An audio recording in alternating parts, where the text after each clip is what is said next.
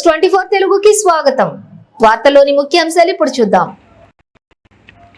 మండల ప్రజలు ప్రశాంత వాతావరణంలో జీవించాలని, చట్ట వ్యతిరేక చర్యలకు పాల్పడితే చర్యలు తప్పవని క్రోసూరు, పెదకూరుపాడు, బెల్లంకొండ మండలాల సర్కిల్ సిఐ సురేష్ తెలిపారు.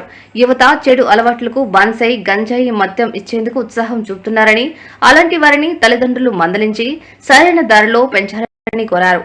అక్రమ ఇసుక రవాణా, అనుమతులు లేని మద్యం దుకాణాలు, రేషన్ మాఫియాను అరికట్టేందుకు పోలీసులు సిద్ధంగా ఉన్నారని సిఐ సురేష్ తెలిపారు. ఎలాంటి అలసత్వం లేకుండా సిబ్బంది అంతా కూడా సక్రమంగా విధి నిర్వర్తించే విధంగా, ప్రజల సేవ చేసే విధంగా అందరినీ కూడా మోటివేట్ చేస్తాము. అదేవిధంగా ఎలాంటి ఇసుక అక్రమ రవాణా కానీ, బెల్ట్ షాపులు కానీ ఇలాంటివి ఏ విధమైన అక్రమ రవాణా చేసినా కూడా వారి మీద స్ట్రింజెంట్ యాక్షన్ చట్ట ప్రకారం తీసుకుంటాము. ముఖ్యంగా యువత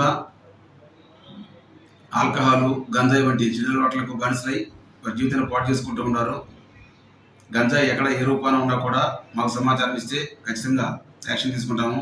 దాని మీద ప్రత్యేకంగా మా నిఘా కూడా ఉంటుంది. అదేవిధంగా తల్లిదండ్రులు కూడా వారి పిల్లల అలవాట్లపై ప్రత్యేక దృష్టి కేంద్రీకరించాలి.